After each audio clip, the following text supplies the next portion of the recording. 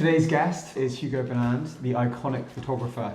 Hugo, you've taken photos of countless people who will, of course, brought you many memories and bring you back to many rooms and occasions, all the way from Victoria Beckham to Nigella Lawson, and for a long time worked for Condé Nast.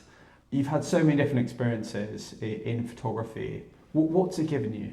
Oh, what's it given me? My entire life. I owe everything I've got to photography. Everything emotional, everything physical. It's given me my entire life. I love it.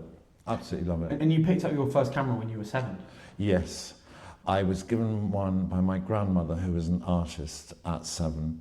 And it was a good moment because I took a photograph of a horse. And we had horses at home. And when the film came back from the chemist, pre-digital days, I noticed that the adults were reacting to 2 of the photographs I'd taken in a way which, at that age, I couldn't verbalize it, but I sensed that they were reacting in a very positive way. And looking back at it, I realized they were going, oh, the guy can actually see a picture. And what had happened is I'd climbed up a fence and I was bouncing onto a fence so that I was level with the horse's head.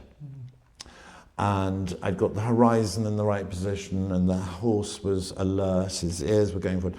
To me, it was just obvious that's how I wanted the horse to look. But actually, anyone who's tried to photograph a horse, it's incredibly difficult. They've got such long faces, they often look distorted.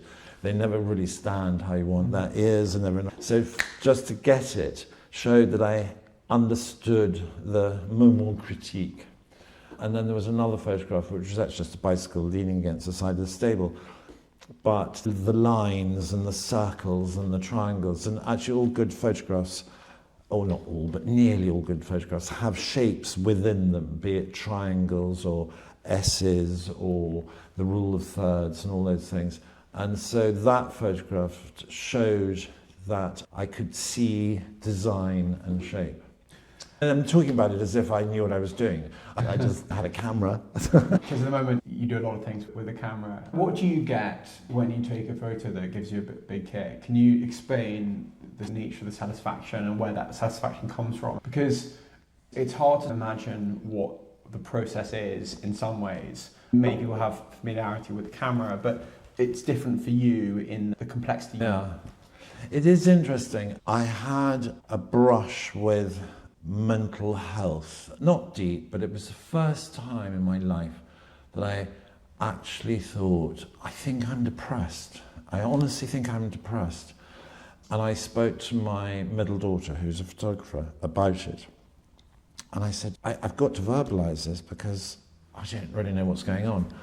And she said, why don't you put a roll of film in that twin lens camera that you have and go out and take film pictures, not digital pictures, that are for you, not necessarily for anyone else, and try and photograph how you feel and see what that does. Which was an absolutely incredible piece of advice, because lots of photographs, and certainly if we look at Instagram in the winter months, I have to say this hit me, by the way, in the depths of winter, which is not unknown for artists and photographers because we rely so heavily on light. Light is everything, light and shade. And when you just got these endless dark days and such a short window of natural light, it does play heavily. And I've lost my track already. Oh, so all these pictures on Instagram, people on beaches and yachts and sunshine, they've gone off on a winter break. And so I wanted to photograph the opposite. And I photographed rain falling. I photographed plant or flowers that were in a jug, which should have been thrown away ages ago, but I didn't have the energy to throw them away because I felt that sort of down. So it was almost like a sort of Dutch old master, but of dead flowers and petals on the table. And then I found it very difficult to sleep, although I spent hours in bed, I couldn't get out of bed, which is when I knew that's one of the signs of depression. And so I photographed my bed with all the sort of pillows and everything all in a mess, and this book, and I'd been trying to read, but I just couldn't focus on reading and I couldn't sleep. And I took all these photographs which were as I saw life then. And the creative juices that were made to flow, the serotonin that was released within me when I took a shot and I knew I'd got it.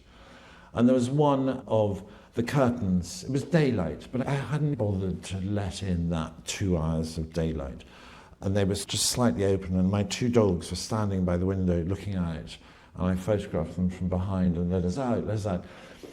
And then I was getting into it, and I knew that the release was working, and I just wasn't depressed, and I knew that because I went and I photographed the loo, and I closed the lid and I put a loo brush in it, sticking out, and I put 2 rolls of loo paper with the hollow bits, and it looked like a face with a smile of the lid and a sort of cigar coming out, and I was like, fuck it, I'm not depressed anymore. Wow. So it does do something, hitting the button at the right moment, and when you know it, it's great. I love it. I imagine there's very varied emotions and senses of reward that taking photos can give you.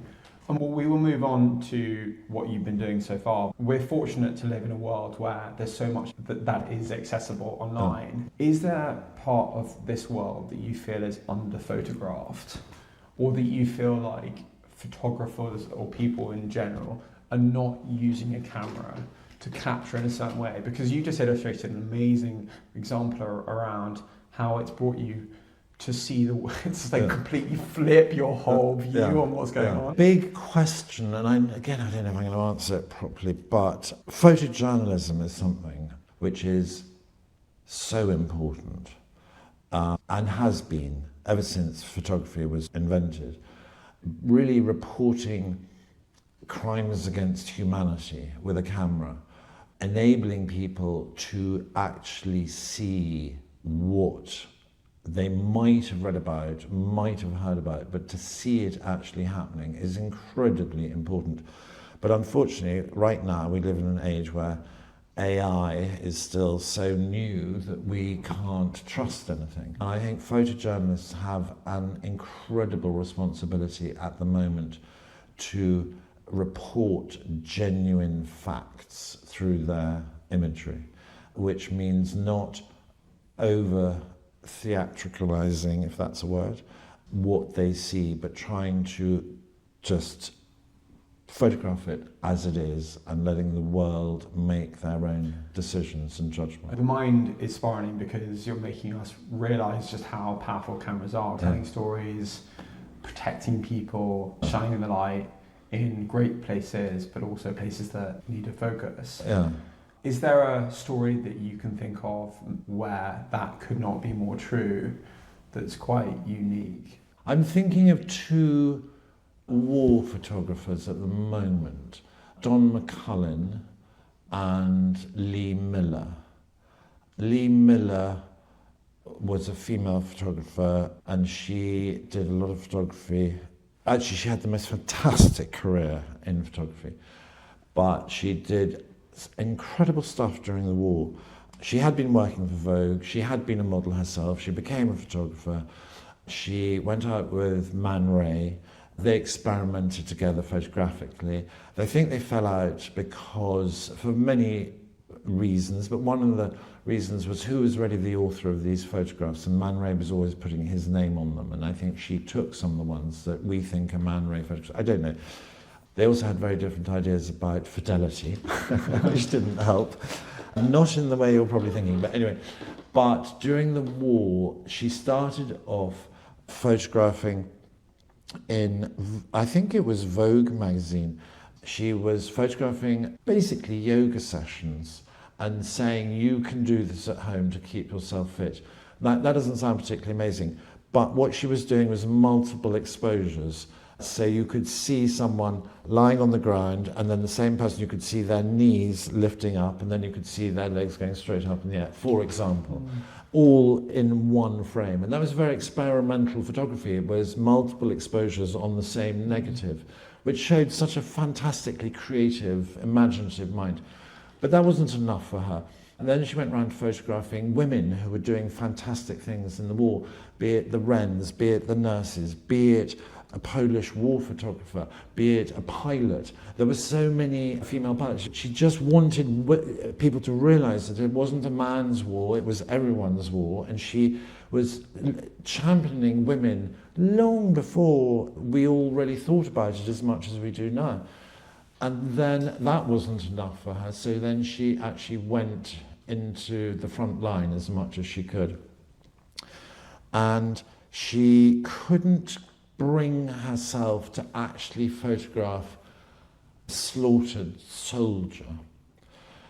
But what she did is their boot, which had been blown off, she photographed it in the rubble, and she had like a belt of or cartridge of bullets. Yeah. She put that coming out of the boot, almost like gut entrails. So she did use theatricality, but she got her message home. This is about death and killing, and it is metal killing humans. But then when she got to Dachau and the prisoner of war camps and the German concentration camps, she then did start photographing what she really saw, because it was just too awful and she needed people to know. And actually there was a film made about her by Kate Winslet in it. I haven't seen it, but apparently it's very good. But she implored people to publish her pictures of what had been happening, and it was a real struggle for her to get them published. But she had a sense of humour, and she got to Hitler's home. He was no longer there, and she was with a Jewish photographer, compatriot of hers, and she composed this photograph with her Jewish photographer friend in Hitler's bath. But apparently he was a cleanliness freak, and they did things like they put muddy boots around the bath because they knew that would annoy him. And then she got into the bath, and the Jewish photographer took a photograph of her. And that's one of the most famous photographs of Lee Miller in Hitler's bath. And it's like shocking that she could do that. But the irony is that she didn't actually take that photograph. But I say she did because she'd composed the whole thing. And the amazing thing of putting a Jewish photographer in Hitler's bath. And it transpired that they were taking those photographs on the day that he committed suicide. So it's extraordinary how powerful all that is.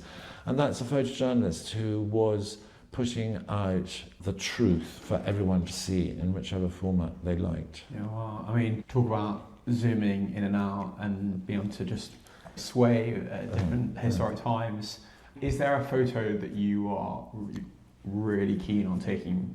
I have this thing, there are certain people I always wanted to photograph because I admired them. But they keep on dying before we get there.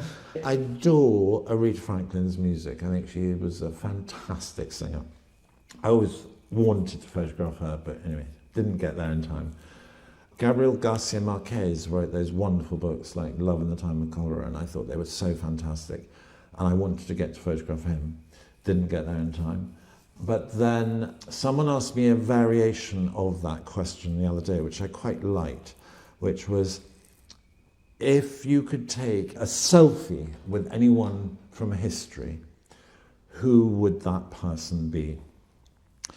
And actually I didn't think about it very long, because I know who I want to take a selfie with. It's the King. Because I have photographed him for 20, 25 years. We get on very well on our respective sides of the camera. We take some great, I think they're great pictures. We have fun, but there are no pictures of me and him together. Although I have all this evidence of photographs, I'd like a picture of us together. But I really want it to be a selfie. I don't want a press photographer to take the photograph. I want a selfie of us. That would be so fun. That would be so fun. Do people often have photos taken at their wedding day, or if they're very fortunate, they might be able to have a professional photographer like yourself to take maybe Christmas photos or whatever it might be? Is there anything you feel people should adopt in terms of taking a photo of their family, or maybe it's moments? The Christmas card photograph fashion a client slash friend, and maybe I should say a friend slash client, and said to me once when we were doing their family Christmas photograph, I should go back a step. If you're taking a photograph for a family Christmas card, I think it should fill one of three criteria. It should have a Christmas message somewhere in there, whatever it be, i.e. not on a beach in shorts. It should be if it's going to be a portrait, it should be a seriously good portrait that warrants being sent out, not too much of a happy snap. And in a way, it should have a sense of humour to it, because it's a season of goodwill and joy and all that sort of stuff. If you can get an amusing Christmas message that is also a beautiful photograph, you're winning. Anyway, this friend of mine said, it's so important that you hit as many of those targets as possible, because by the time you've gone through either the expense of time or the expense of money of getting everyone together to take this photograph, then you've decided which one it's going to be. And as a parent, you decide what everyone's wearing. So much goes into it. And then you have to write Dear Jane and John so many times with love. And if you've got more than one child, you have to write this name out thousands of times. Then you've got to put it in an envelope. Then you've got to lick it. Then you've got to put the address on and remember what the postcode was. Then you've got to put the stamp on, and then you've got to post it. When they open it, you want them not just to go, oh yeah. You want them to go, oh, fun, pretty, joyous, Christmassy. Yeah. So you have to put effort into those family Christmas cards that will come out when the people open the envelope and feel good. What a great insight. When you know you've got the opportunity to take a photo of someone, how much about taking the photo and the photo that you want is already there before they come into the room? And how much of it is it based on what you know about the person versus you're in the room with them? Victoria Beckham, for example. Yeah. You know what I mean? I don't know what the situation was there or another portrait you've taken. I think a good portrait, in my opinion, is a collaboration between the sitter and the photographer. I was very happy the other day, I'm going to drop this one in there, someone was comparing me to Cecil Beaton, and they said, Beaton creates an aura, Burnand reveals the person. And I like that because, let's say you're coming to my studio to be photographed. I will do some research. I won't over-research it, but I'll think what is appropriate, and then I'll have 2 or 3 ideas. But then I would like, when you arrive, or if we're privileged enough to have the time and the opportunity to discuss beforehand what ideas we might do. Should you be in a suit? Should you be in a t-shirt and jeans? Should it be dark and moody? Should it be bright and airy? And then come the actual shoot, it's incredibly important that you give me as much energy as I give you. So then the eventual portrait is really a collaboration of both our ideas and how I see you, how you see yourself, how you would like others to see you, whatever. And it all comes through. So that's a good portrait, a collaboration between the viewer and the sitter. And is there an attitude that you feel is really helpful from someone? Imagine what you're suggesting there is that people have to be quite open with you and i.e. show their vulnerability. Is there something that you'd like to pull out from people to get that great photo? I don't think about that too much because, bizarrely, I think I have, is it the right way of saying it, an innate ability to read people. And I'm not, it all depends who's commissioned the photograph. Because if it's a magazine that wants to do a hatchet job, I've got to dig in a completely different way, as if you've come and said, I want a picture of my granny's Christmas present. So it really depends on who your commissioning individual is. But I worked out quite a long time ago that I was reading things in people that they weren't necessarily either telling me or even aware of. And I find it quite scary, and it almost sounds like I'm psychic. I'm not psychic, and I'm not a scary person. But, for example, I could tell when people were ill before they knew they were ill. And it really upset me because I twice got it. I knew this person hadn't much time left to live, and it was so upsetting to me. And it changed how I felt I should photograph them at the moment. A less dramatic one was two very good friends of mine who I'd been photographing for years, and I couldn't get them to work in the photograph. It just would not work. And I went home and I said to my wife at the time, I said, I've lost the knack. I've lost the skill. I couldn't get the photograph today. And about 2 weeks later, the wife came round and burst into tears and said, the bastards left me. And she suspected it might happen, but she didn't know it was going to happen. He obviously knew it was going to happen, but hadn't told her. Yeah. And I could pick all that up. They hadn't even discussed it. But I picked it up and I couldn't penetrate. So it's weird, but useful. Yeah. You're making us think around how when you're taking a photo of someone, there is a big connection between you and the person, the individual, and also the camera. How does that affect people? And is there I would never tell anyone if I saw or felt something like that. I'd never tell them. And I try and keep it all relatively light-hearted, and I'm generally a positive person, and I like the positive things in life. So that's what I try and portray. But I don't lie about it.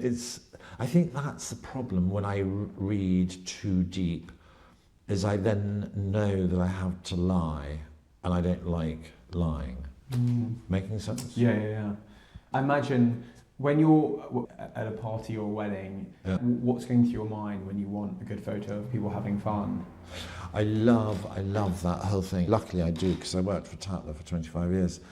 But there are so many things. Really, you're at an event, and event photography for me was a bit like playing contact sport at school. You have to keep your eye on the ball, be it football or rugby ball or whatever, and you have to follow that ball.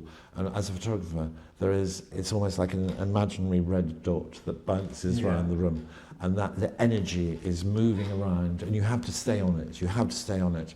And then occasionally you lose it, and you're like, where's the energy? And then you see it over there, so you have to go over there. And it combines with portraiture, because a good event photograph will speak to you in a way that makes you either feel you're a part of the event, or you really are a bystander at that event. So it's the twist of a shoulder, the turn of a head, the height at which a glass is being held, anything like that. And those things happen in a split second. And a good event photographer will know when, not predict when it's going to happen, but when it happens, be ready to take the photograph. And then you take that into portraiture. If I know instinctively within seconds at an event where I have no control over the people how to capture that moment, I'm way ahead of the game when they come into the studio, because I can engineer that moment, that twist of the shoulder, that tilt of the head. And so a portrait session with me doesn't take for hours, because I want a certain amount of energy.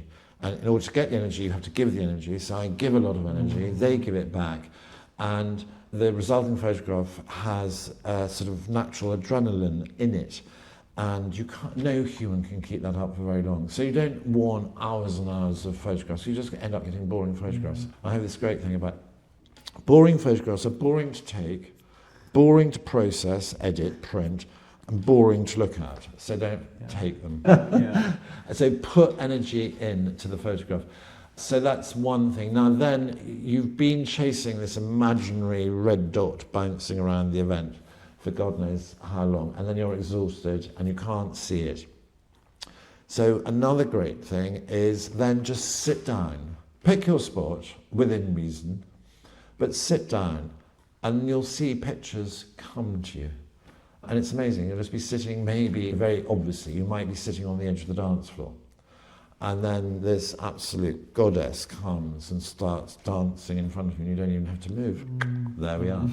Or there might be a discussion taking place, and it gets suddenly animated, and it's happening in front of you, and you haven't had to move. So they come to you, so long as you put the energy in to go and chase the ones that are out there. God, I'm a big, you were getting a question then, and then I'm suddenly imagining this sort of... The party scene. Yeah, the party scene. There's a great photograph which I didn't take, and this is an annoying thing for assistants. If a photographer employs an assistant at an event to take photographs, their photographs go to the client under my name, so it looks like I took the photograph.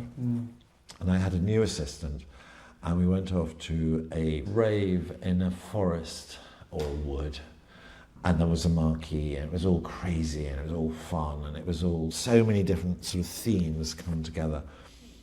Obviously fancy dress. Anyway, my assistant took this picture. It was rather like what I just said about sitting down and waiting for the picture to come to you. He was on the side of the dance floor. And he wasn't really a photographer in those days, and so it was quite new. And he took one frame, and I think he was bouncing his flash off the top of marquee. So it has a rather nice lighting, that sort of soft, gentle lighting, which allowed all the colours of the discotheque and the candles and everything. Everything, you could see all these colours. But the 6 people in the photograph were all freeze frame doing something extraordinary. And one had danced with a cocktail glass, traditional, and the drink that had come out, and it was literally these drops going up into the air.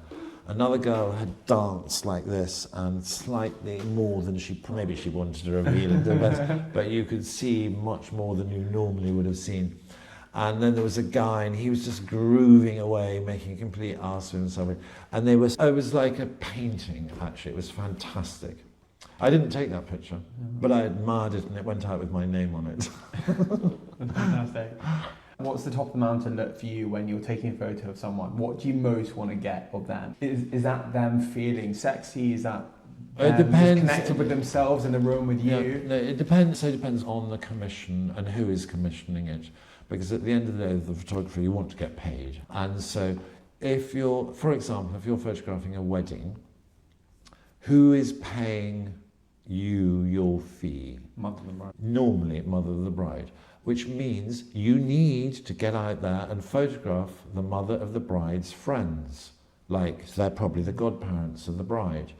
They might just be very close friends. But it's easy to be swept up by the bride and groom and all their bright young thing friends, and all their friends are peacocks, and we naturally photograph the peacocks. But if mummy gets this album of photographs and not one of her friends is in it, and it's cost her an arm and a leg, she's just going to think it's a bad job. So you have to be aware of who is your boss that day and keep them in mind. You can't not photograph the peacocks, they're a part of the event. But that's the important thing. And there was another thing I was going to say about sort of wedding photography and event photography, which I always tried really hard to get published on the pages of Tatler when I worked for them, but they didn't always understand what I was trying to say. When you're at a party, some of the editors were brilliant and some of them didn't get it the way I did, which doesn't mean they weren't brilliant. But if you go to a party, you yourself, you will be talking to someone like you're talking to me, quite close. But that person over there, you never actually get to see them, to talk to them, but you're aware of them and they're doing something fun and interesting, and you see it.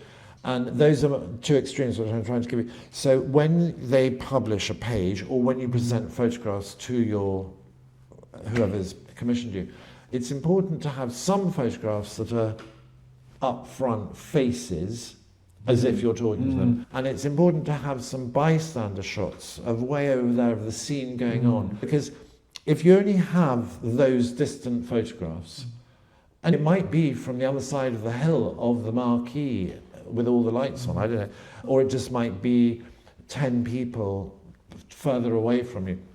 if you only have those pictures, when you look at the photographs, you don't feel engaged in the event because you're such a bystander. Yeah.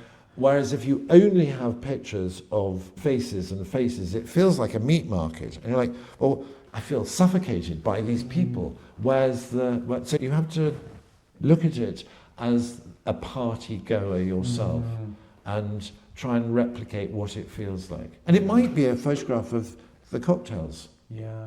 The glasses of tap water. But all those things tell the story. And I suppose really that's what we're doing at the end of the day as photographers. We're telling a story. Be it a photojournalist, be it an event photographer, or be it a portraitist. We are telling a story. They're really intimate moments you must have, particularly when it's just you and the subject you're taking a photo of. Do you feel like you can get a real depth into who people are from taking pictures? Pretty quickly. And sometimes, just for example, sometimes people at an event do not want to be photographed for whatever reason. They might not be feeling good about life and don't want to be portrayed. There might be a scandal about to break about them and they don't want evidence. Or, for, I don't know, whatever reason. And I'm not going to go and ruin their day by photographing them. It's not so important. Let's say it's a wedding. I will try and photograph every single person that attends the wedding, but the people that don't want to be photographed, give them respect, their opinion. But if you go to a party sponsored by Tatler, and you are not paid, but you've been invited to drink their champagne and take a goodie bag home, I think you should allow yourself to be photographed. And there was one particular author who refused to let me photograph them. And I thought, and they were quite rude about it. And I said, please let me take your photograph. I'm reading your book at the moment, and I'm really enjoying it. I don't want what's happening to stop me reading it. And she, that's what I'm going to tell you, was so rude to me and didn't let me photograph her and walked away. And I said to someone, I'm so sad this happened because I was really enjoying that book. And they said, how far did you get into the book? And I said, so two-thirds of the way through. And they said, don't worry, went downhill from there on. Which is probably not true, but it put me at a little bit of ease that I hadn't been able to get a picture of this person. But I felt it was, you've got to sing for your supper. Yeah. I mean, if you're getting a goodie bag, you're at a nice event, good drinks. With the world being so connected, beauty is in some ways everywhere. And we have this false idea of what people look like, etc. And many people don't seem to really appreciate the beauty that they do have. I think you put it that everyone can be photogenic. Yeah. Based on your observations around taking photos, have there been moments you've really taken the joy from turning someone around from not feeling great to feeling incredible? Do you have a view around how do we bring a culture where people feel great and don't have this sort of fear-based sense of what it is really annoying, isn't it, that we are impressed by conventional ideas of what it's okay to look like. And if you don't look like that, then in a way you're a failure. I hate that, because I do think that everyone has inner beauty, exterior beauty, whatever, it's there. It's emotion. I suppose it's emotion, really, isn't it? You're trying to get that sort of, the true person to reveal themselves. And I suppose there's beauty in that. I mean, when I was growing up, there was an actor called Marty Feldman. He was not good looking. He had quite poppy-out eyes. And he was a comedian, and he was taking advantage of his less than ordinary looks. But he was a very funny guy and a very endearing guy. I've never met him and I never photographed him. But I always thought that's an example of someone who's not allowing themselves to be controlled by conventional ideas of what makes a good person. It's not about the physical, it's about the emotional. I'm often surprised by people who, on the face of it, they just are factually very good looking. They really don't feel it, and actually feeling great in yourself is something that seems to be maybe not a big focus. Yeah. You know those little moments that lift your day? A smile, the sun coming out, or a piece of chocolate? Audrey's Chocolates have been handcrafting chocolate for over 70 years. Chocolate to die for. It comes in beautiful boxes that make for the perfect gift. Or bars of chocolate that feed daily joy. Discover your moment of joy by visiting audreyschocolates.co.uk and treat yourself to 10% off using the code TheCollective10. I'm not a doctor. It's not my job to lead their life for them, but if I can show a beautiful version of themselves to them, I will definitely do it. And from that moment on, it's up to them what they do with it. It must be enormously satisfying, switching people from being nervous to feeling incredibly confident. That's something huge you must give a lot. I know, it's quite funny. When they said this talk I did, which was titled Beaten to Burnand, I said, I think I'm much more Mr. Bean than Mr. Beaten. But it's not a trick of my trade, it's not in my toolbox of things to do. But I'm not overly technical, I'm not particularly proud, and I don't really mind how a shoot goes. And sometimes if you trip over a tripod or things don't go quite according to plan, it doesn't matter, because you're breaking the ice if the person's nervous or whatever. But it's definitely, to be a good portrait photographer, you have to be able to read people, A, quickly, and B, instantly during the shoot, so that you know which direction they're going, if you need to stop that direction or encourage that direction. Has there been one standout moment with someone who's very well known, where you've really seen eye to eye? Oh, I think I see eye to eye with most of them. I thought you were going to ask the other question that I fell out with. I did fall out with a footballer once. And his PR person and my assistant had to come between us, because I think he was going to punch me. And what was funny was, it wasn't particularly funny at all. I don't know what I said or did to trigger him, but he absolutely lost it. And I knew he was coming for me. And all I could think about was the safety of my camera. But his PR and my assistant knew that things had gone completely off the rails. Don't know why. I still to this day don't know why it was. I have photographed him since, and all friends and all good. So maybe just it was on a downer. Exactly. Bit of a come down from I don't know. But that's very rare, which is why it's so easy for me to remember that one. But no, I don't. There was a pop singer once who was quite aggressive. I think maybe felt threatened by my ability to dig deep, and they got very defensive and aggressive verbally. I can remember being very shocked by that. Yeah, bizarre. Yeah. But that's not my... There are some photographers who they are confrontational with an aim of getting that reaction. It's not my style, not my style. Karsh did that brilliant thing with Winston Churchill, walked round and took the cigar out of his mouth, and then took a photograph of Winston Churchill with an expression, which is one of the most famous photographs of Churchill. The look of complete sort of surprise and whatever. I photographed Margaret Thatcher once, and I did the same thing. I took her handbag away. I have no idea why I did it. I've literally no idea why I did it. In my mind, in my memory, she said to me, "You've made a mistake there." And I don't know whether she did say that or not, but she was pretty opinionated in our photo. I worked for her for 10 years. Wow. And I was very obedient. Can you think of any other sort of quirky moments? Sometimes I stand there going, this is only happening to me because I'm a photographer. This moment is utterly extraordinary. And one that just sticks out in my mind is I was on the south side of the Mara River, and for 2 days I had been watching wildebeest gather on the north side, waiting to make the break and then come charging over the river. And I was there photographing it for a travel magazine, and I had a writer with me who was writing. And the thing is that wildebeest don't want to cross the river because there's a lot of crocodiles there.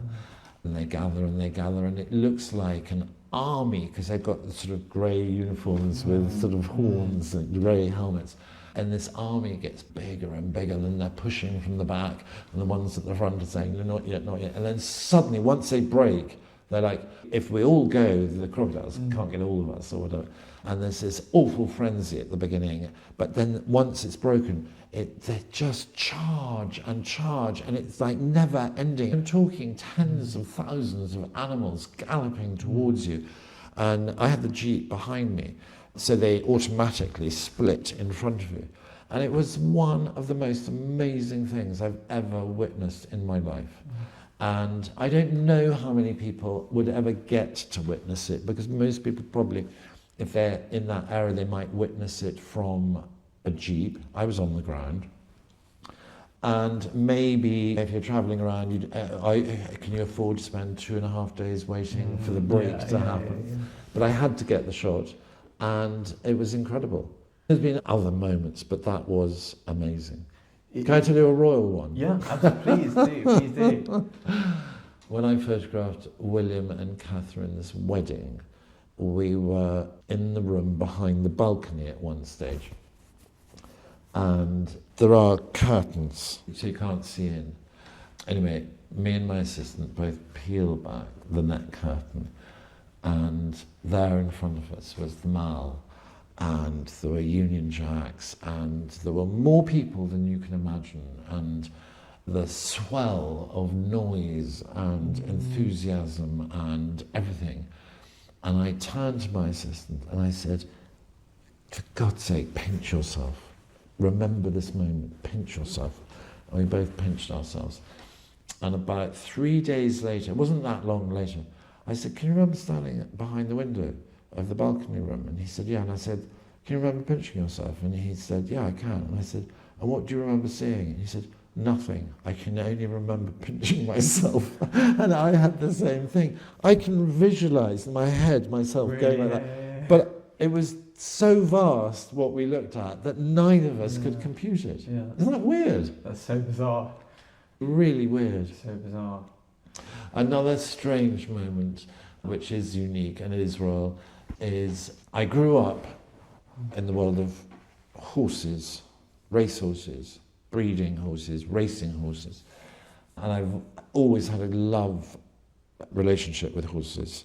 I've ridden all my life. I actually haven't ridden for about a year now, but I have ridden throughout my life. All my children ride. None of us have ever owned horses.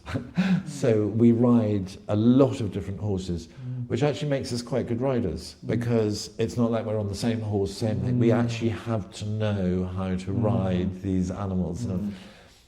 But I used to work for various trainers in Newmarket and Lambourne.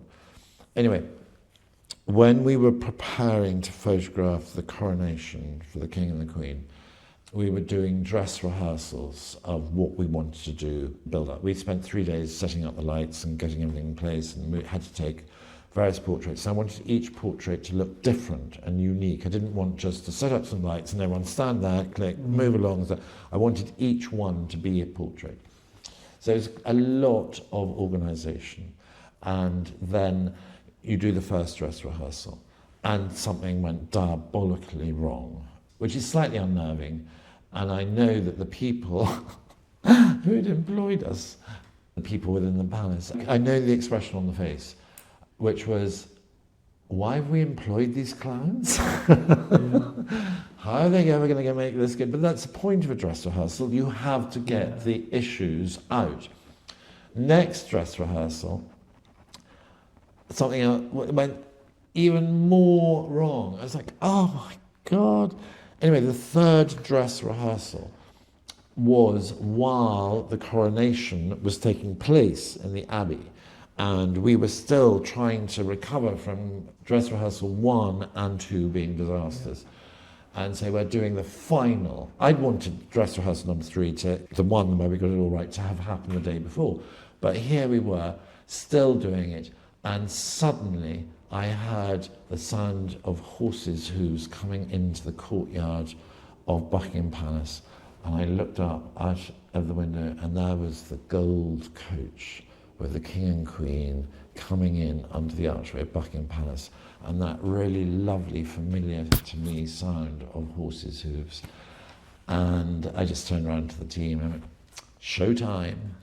And what had happened in dress rehearsal number 3, because I had about 7 cameras on different tripods, so that when we'd done photograph A, with one camera on one tripod and one set of lights, we just turned those lights off, moved to camera number 2, turned those lights on, everything was at the right values and everything like that. And that's how we moved through the line. So we never moved cameras or lights. It was a matter of switching on, switching off. And camera number 3, in dress rehearsal number 3, no idea why, still to this day, don't understand, it just auto self-combusted. And most people might have panicked at that stage. But for me, there was something comforting about the sound of hooves coming into the palace, and I was like, it'll be all right, guys, showtime, let's see what happens. If you were to sum up the privilege of being a photographer, the biggest privilege you connect to, what would that be? It would have to be, not my own words. I'm feeling really guilty because someone wrote me such a lovely letter, and I've misplaced the letter, and I want to write back to them, and I don't know who to write back to because I've lost the letter. But they were thanking me for taking such emotionally revealing portraits for the nation and the world to view and understand our monarch. I was like, wow, that's a really beautiful thing to say. And you can't deny that's a privilege to have been able to do it. Bizarrely, I don't have a sense of pride where I go into these portrait sessions thinking, I have a responsibility to this. And this is because they have trusted me for 20, 25 years. So when I photograph them, I'm photographing them as, I don't want to claim things, but as friends. You can't have a working relationship with someone for that long and not have a friendship. And so my duty is always to them as my friends, clients, whatever. And I never thought about the bigger impact in such a way. Although obviously I know it's there and I have to do my research when I'm asked to do milestone portraits. But anyway, I hope I find that letter and I can thank the person for putting into words something which I didn't really know. Have you ever walked past someone on the street and be like, oh my God, do you mind if I take a photo of you? When I was younger, and I think maybe too young for you, but do you know how I mean by Dame Edna? Barry Humphries. It rings a bell, but... He was a comedian, and Barry Humphries was a comedian, and he had a persona called Dame Edna. And she had pink hair, almost like ice cream swirl. And she wore ridiculous dresses and she used to interview people. And her sidekick was called Madge. And Madge only had one job ever. And when someone famous, be it Richard Gere or anyone, doesn't matter who it was, tennis player, whatever, as the famous celebrity sat down to be interviewed, Dame Edna would say, where's the badge, Madge? And Madge would have to stick a bright yellow sticker on the person, say the King, or it might say Elvis, or whatever, whoever the person was, Julia Roberts, Julia. And it was so funny, because to see these A-list celebrities being reduced to a badge that said their first name on it. But I sometimes want to go up to people and put a badge on them and say, you'd make a good photograph. Because you do sometimes just see people so languid, or they've got such great bone structure, or just the way they move is just almost like, we need to photograph that and share it with the world. That's what I sometimes almost like think. Different people tell a different story with how they look. Yeah. So Hugo, you're now going to show us some photos, starting with the really moving... Well, I don't know, you might disagree. that you were talking earlier around photos that took you out of feeling... Yes, so taking photographs of how my mood was. at the time, and this was one which was some flowers which probably should have been taken out of the jug and thrown away long before I did. But they made quite a beautiful sort of structure, and dead flowers to me. So I tried to do some self-help. I love food, and I did this photograph of me trying to make soup. And I quite liked all the circles within circles and the sort of 1, 2, 3 and everything. And I also found actually the sour cream in the soup had almost like a sort of brain flare to it. And then I couldn't even be bothered to get out of bed and take my dogs for a walk. And this idea, the light on the door and the curtains open and the expectancy of these dogs of wanting to go out. And then the inability to sleep and the inability to read and the inability to read myself to sleep, I thought was conjured up in this image here. I just want to check that I'm not going to show you the funny first. Okay? And then there were two. This one here was just raindrops, Wow. and the consistent, persistent rain, and the way these bubbles of rain and the thing. Yeah. And then there was this, the snowdrop is a symbol of hope in the language of flowers, and there's just this two little snowdrops in this sort of darkness of winter.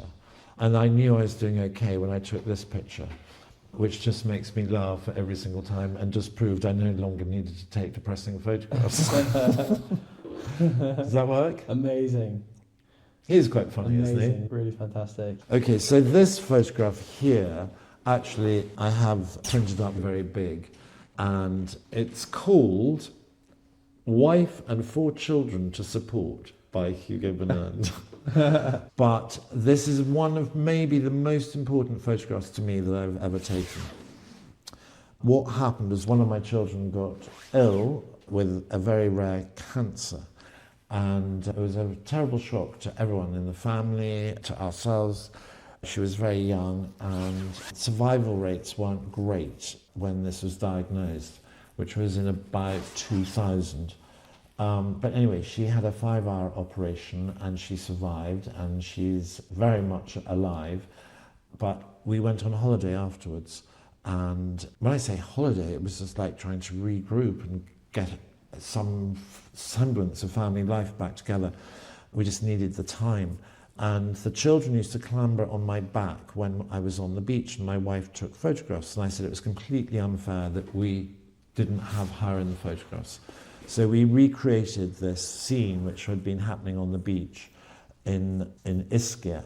But it looked weird with us wearing swimming trunks and bikinis in the studio. And I took it with a self-release cable hidden under here.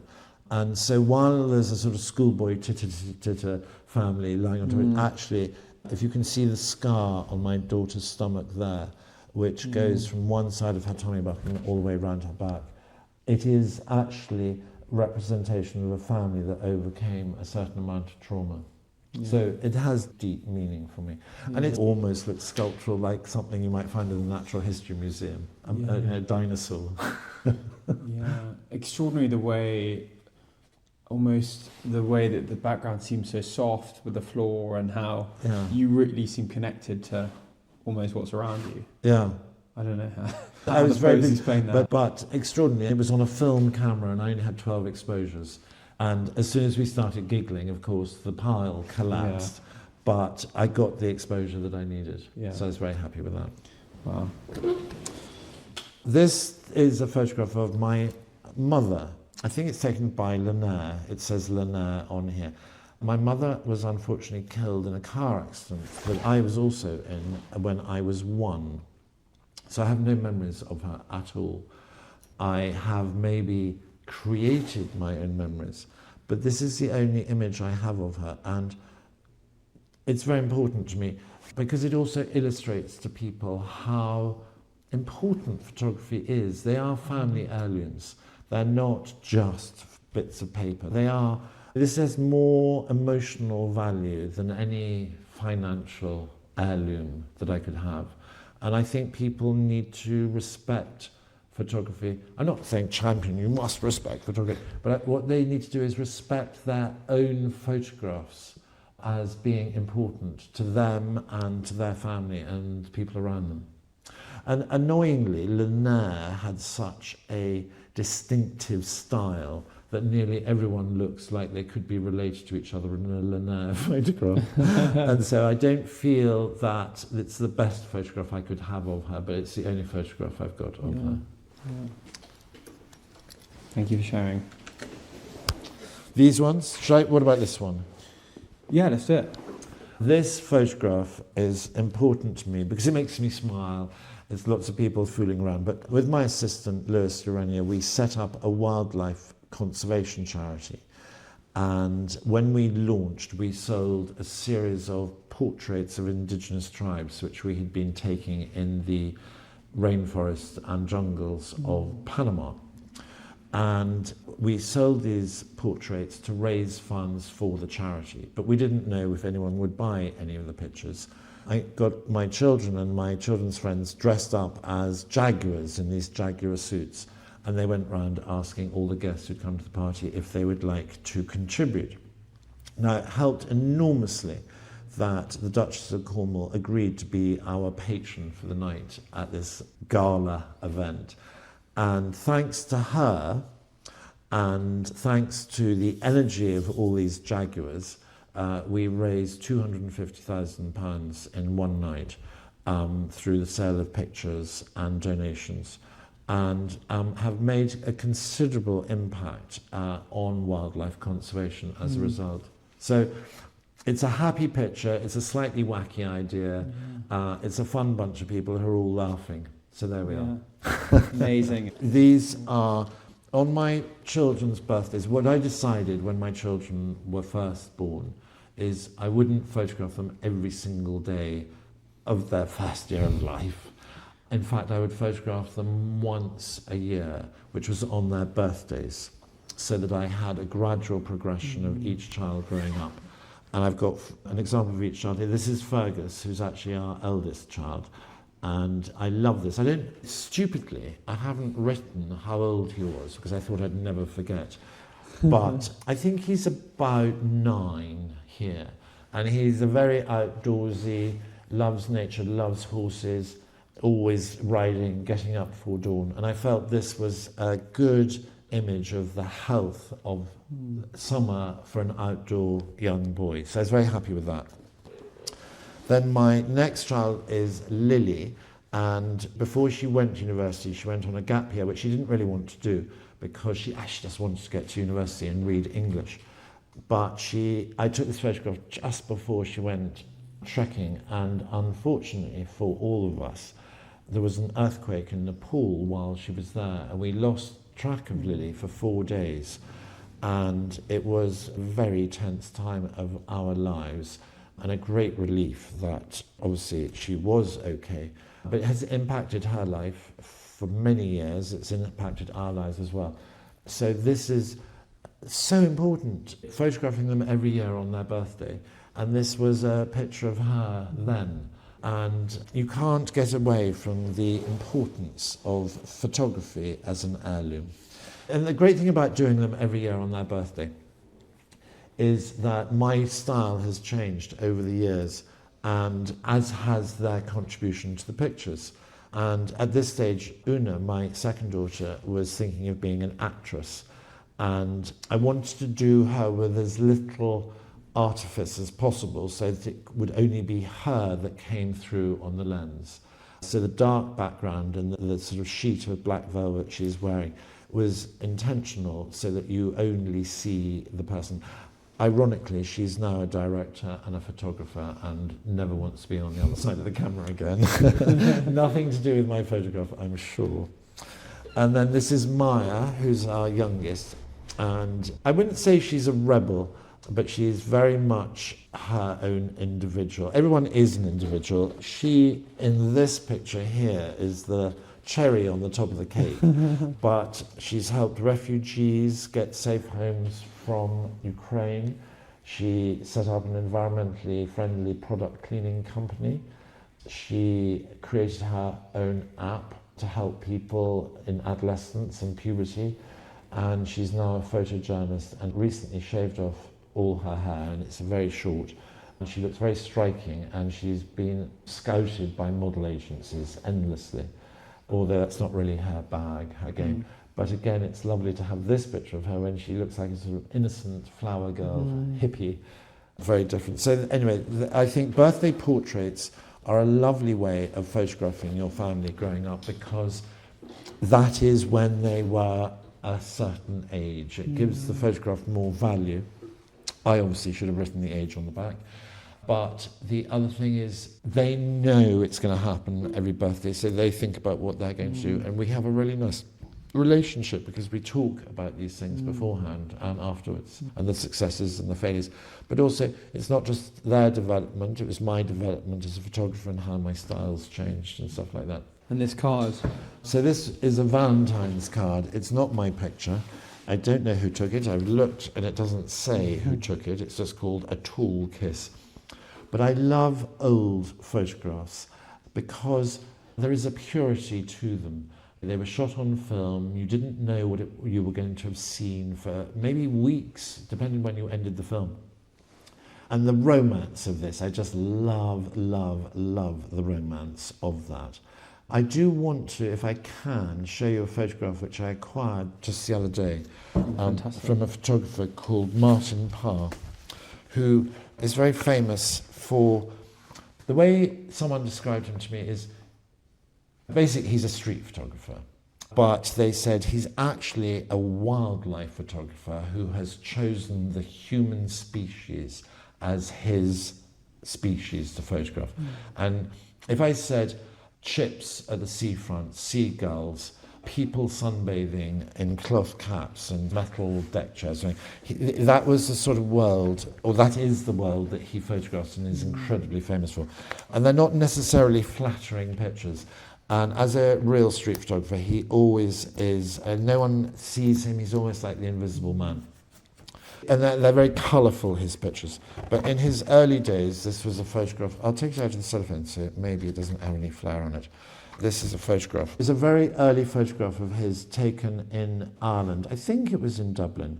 And it's this man fixing the glass above his door. But the framing of it is so fantastic. And the way his foot is hovering in the air, one on the stepladder. And I speak about shapes within pictures. Obviously, the shapes in here are triangles and squares, but it just, I don't know, he walked past, he saw it, he took it, he carried on walking. It's just a talent. He's a genius, Martin Parr. Absolute genius. Thank you so much for showing that. We're going to move to the quickfire questions. 3 things that give you joy. Food, family, and dogs and horses. 1 unusual thing that gives you pleasure. Dancing in the kitchen. So what are you listening to when you're dancing? Oh, I don't know. I'm a great Spotify user, and I quite like when it goes off somewhere completely strange. Throw us into a genre of music that you think people under... Ibiza. Ibiza, just Ibiza beats. You can add 1 thing to your bucket list today. What would it be? God, 1 thing to my bucket list. Oh, God. I'm about to do something on my bucket list, so I don't know what the next thing is. I'm going round the entire world, starting on January the 6th and getting back to England on February the 22nd.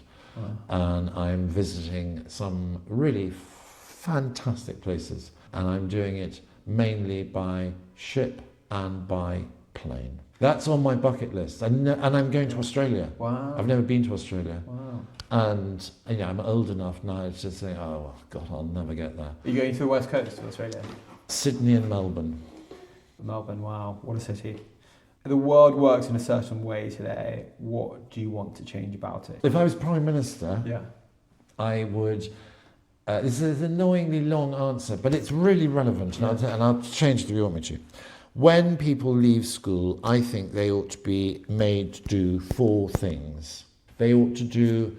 And we're just going to take 10 months, not a year, but not 6 months. They've got to do 10 months national service for their country. Doesn't mean fighting as a soldier, but it means doing something for the country. Could be in the catering corps, signals corps, tank corps, whatever it is. Then, and they have to learn discipline and what discipline means. Then they have to do the next 10 months doing a fine art What's a fine art degree? The first thing you do at art college, where you learn to paint with mud and sticks.